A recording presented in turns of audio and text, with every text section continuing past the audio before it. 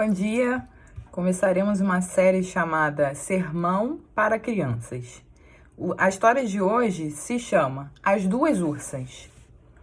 Então subiu dali a Betel, e subindo ele pelo caminho, uns meninos saíram da cidade. E zombavam dele e diziam-lhe: Sobe, calvo, sobe, calvo. E virando-se ele para trás, os viu e os amaldiçoou no nome do Senhor. Então duas ursas saíram do bosque e despedaçaram 42 daqueles meninos. Essa passagem está em 2 Reis 2, 23 e 24. Querida criança, você já viu um urso? Algumas já, né? Em zoológico. Não existe e não existem ursos selvagens em nosso país hoje em dia. Existem alguns mantidos presos em espetáculos ou carregados em jaulas, mas solto não.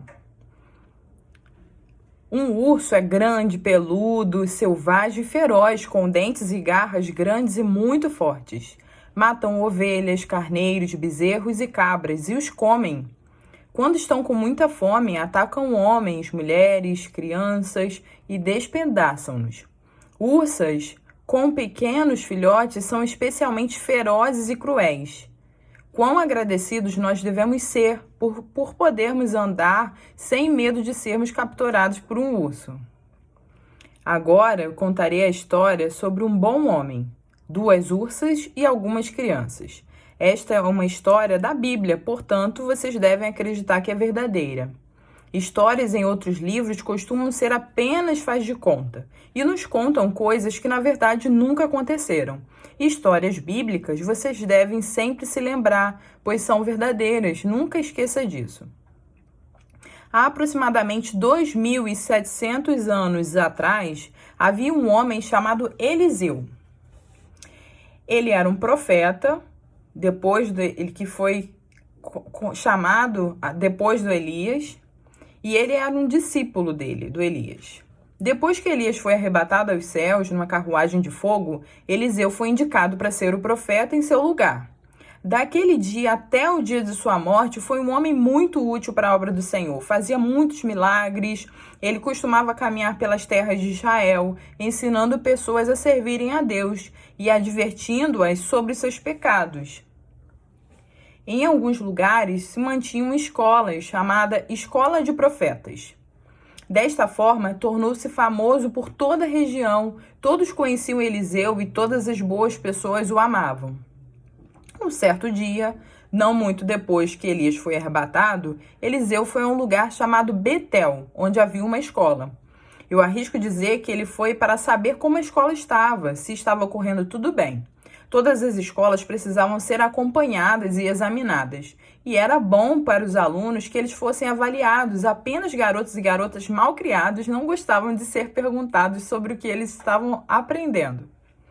Mas quando o velho e bom Eliseu estava chegando a Betel, uma coisa muito triste aconteceu. Muitas crianças que saíam da cidade apareceram e comportaram-se muito mal. Eles começaram a desrespeitar Eliseu e apelidá-lo.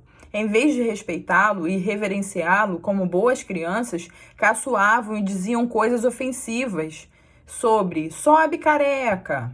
Eles o chamaram de calvo certamente porque o bom profeta era careca mesmo, devido à sua avançada idade. Acredito que eles diziam sobe porque seu mestre Elias tinha sido recentemente arrebatado, como todos sabiam.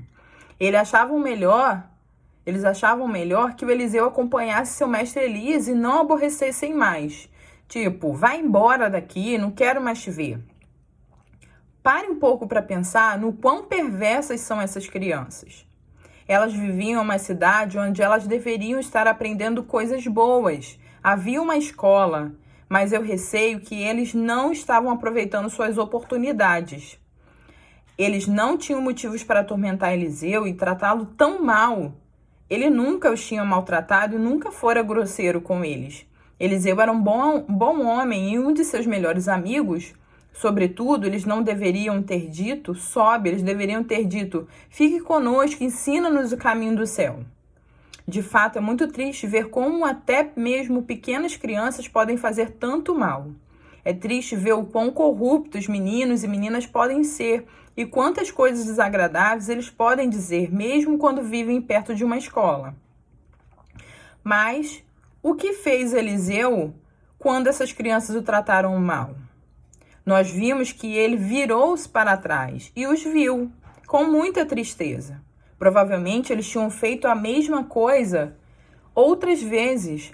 Aquilo se tornara um mau hábito. Já era hora de eles serem punidos. Então nós vemos que o profeta os amaldiçoou no nome do Senhor. Isto não significa, que fique bem claro, que Eliseu agiu movido pela raiva e fez o mal às crianças, como fariam homens maus. Ele não era esse tipo de homem. Significa apenas que ele solenemente pronunciou a ira e o desapontamento de Deus contra eles.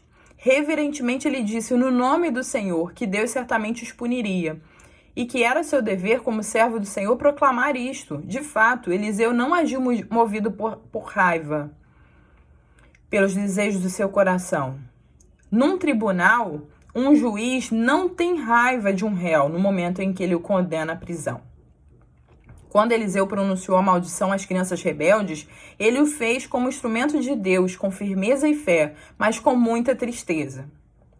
Deus o mandou fazer com autoridade e como um servo obediente que era, ele fez.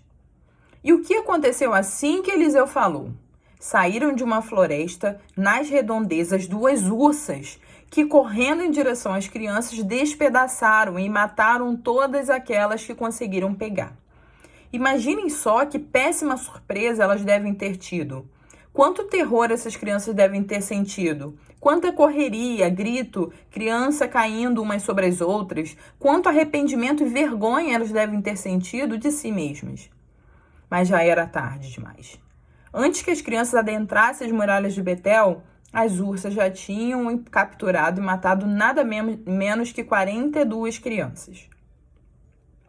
42 meninos e meninas que não mais chegariam vivas em Betel naquela noite. 42 pequenas refeições não seriam comidas naquela noite. 42 camas não seriam usadas naquela noite. 42 funerais aconteceram no dia seguinte.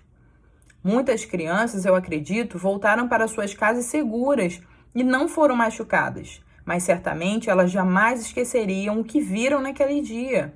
Elas lembrariam daquelas 2 ursas pelo resto das suas vidas. Então, crianças, essa é uma triste história, mas também é uma história bastante instrutiva. Como todas as coisas escritas na Bíblia, isto foi escrito para o bem de vocês. Ela ensina lições que vocês, meninos e meninas, nunca deverão esquecer.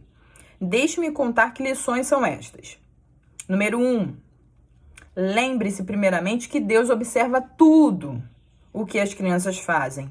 Ele observou as pequenas crianças de Betel e as puniu pelo mau comportamento. Se lembrem de que Deus não muda, Ele é o mesmo ontem, hoje, vai ser assim para sempre. E está todos os dias observando o nosso comportamento. Eu creio que alguns de vocês pensam que não importa como as crianças se comportam, que Deus apenas observa adultos. Isso é um erro muito grave. Os olhos de Deus estão sobre meninos e meninas e Ele nota tudo o que eles fazem. Quando fazem coisas boas, Ele sente prazer e quando elas fazem coisas más, Ele se entristece. Nunca se esqueça disso. Nunca deixem alguém vos fazer pensar que vocês são muito jovens para servirem a Deus e que vocês podem esperar até se tornarem homens e mulheres. Isso não é verdade. Nunca se é muito cedo para assumir a bondade de Deus. No momento em que vocês discernem o que é certo e o que é errado, vocês estão maduros o suficiente para começar a seguir no caminho certo. Assim que vocês se tornam maduros o suficiente para serem punidos por terem feito algo errado, vocês estão maduros o suficiente para dar os seus corações a Deus e seguirem a Cristo. A criança que é suficientemente madura para ser castigada por contar mentiras não é jovem demais para ser ensinada a orar e ler a Bíblia.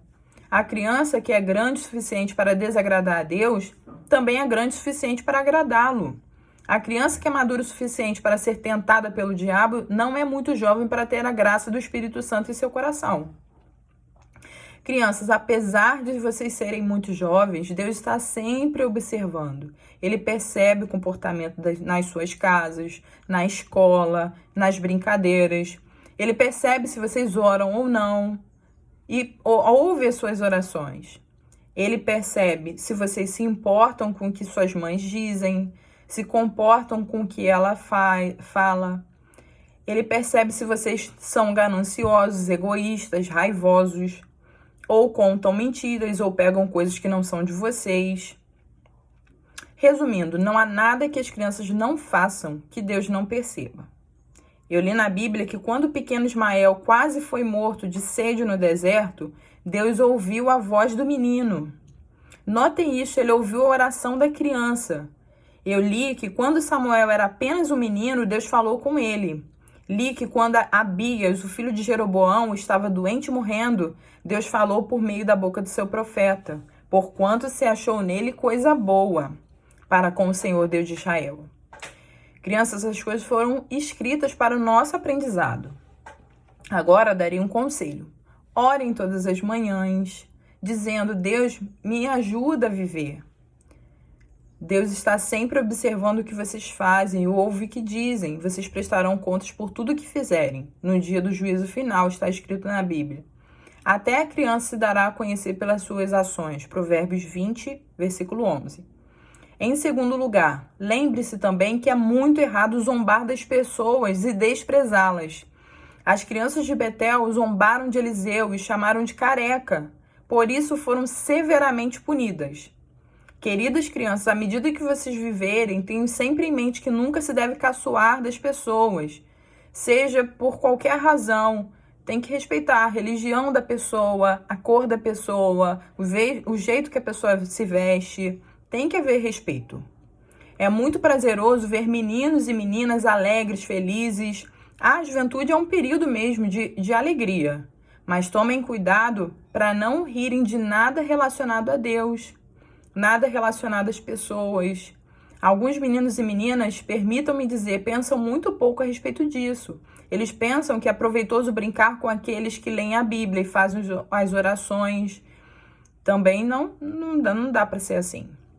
Eles riem de outros garotos e garotas que obedecem o que mandam suas mães e tentam corrompê-los. Alguns, de fato, são tão perversos que quando veem outras crianças tentando fazer algo que agrada a Deus, apontam seus dedos para a cara delas e dizem: ah, lá vai o santinho. Tudo isso está errado e ofende enormemente a Deus. No céu está sentado aquele que vê essas crianças perversas e quando ele as vê, ele se desagrada profundamente. Não temos como saber se essas crianças já nascem assim ou vão se tornando com o tempo. Está escrito na Bíblia que Ismael foi expulso da casa de Abraão porque zombou de seu irmão Isaque. Paulo nos fala a respeito disso, dizendo: aquele que era gerado segundo a carne perseguia o que era segundo o Espírito. Gênesis 21:9 e Gálatas 4:29. Quando Ismael fez isso, ele era apenas uma criança, mas apesar de ser uma criança, ele era velho o suficiente para ofender a Deus e trazer grandes problemas a ele e a sua mãe. Queridas crianças, alguns de vocês provavelmente têm bons pais que vos ensinam a ler a Bíblia, a orar.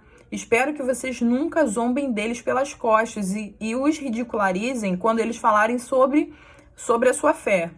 Tenho certeza de que quando fizerem isso, estarão cometendo um grande pecado. Está escrito: os olhos que zombam do pai ou desprezam a obediência à mãe, corvos do ribeiro os arrancarão e os filhotes da águia os comerão. Provérbios 30, versículo 17. Em último lugar, aprendam que o pecado sempre traz sofrimento no fim das contas. Trouxe morte e feridas às crianças de Betel, trouxe choro e pranto a seus lares. Se essas crianças malcriadas não tivessem zombado de Deus, elas não teriam sido despedaçadas pelas ursas.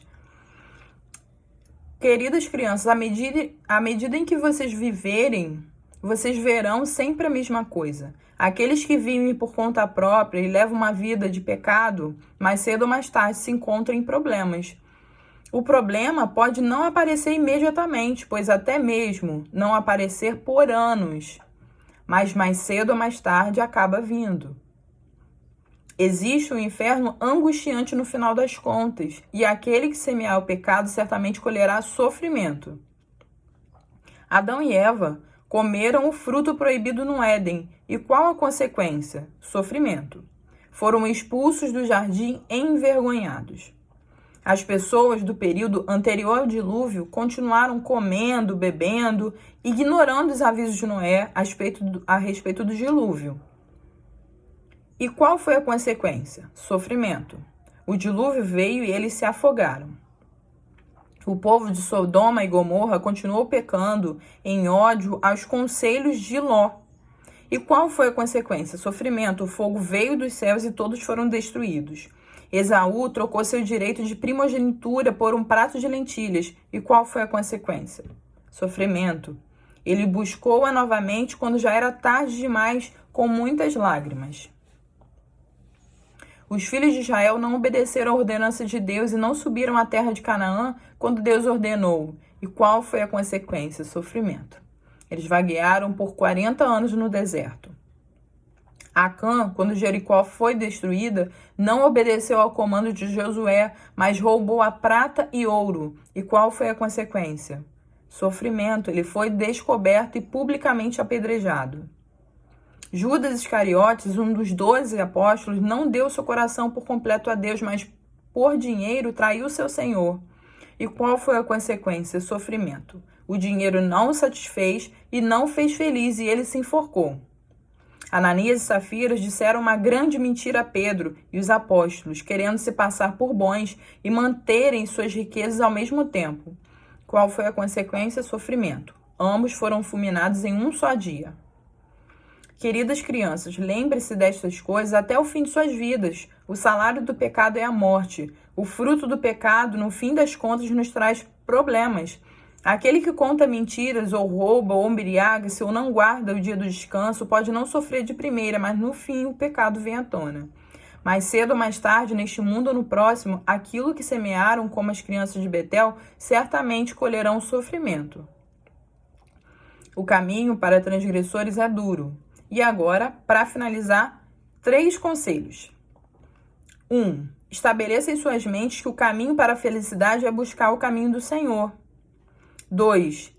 Em segundo lugar, se vocês quiserem seguir os passos de Deus, peçam a Cristo para os fazerem bons e colocar o Espírito Santo no coração de vocês. 3. Se vocês querem se manter distante do que é mal, todos os dias peça a Deus para te ajude a vigiar. Ame a Deus com todo o seu coração e fuja do mal. Se vocês viverem nesse caminho, Deus vos abençoará e vocês vão perceber que vocês escolheram a boa parte, a qual não vos será tirada, segundo Lucas 10:42. Lembre-se destas coisas e vocês terão aprendido algo a respeito das 2 ursas. Um beijo grande.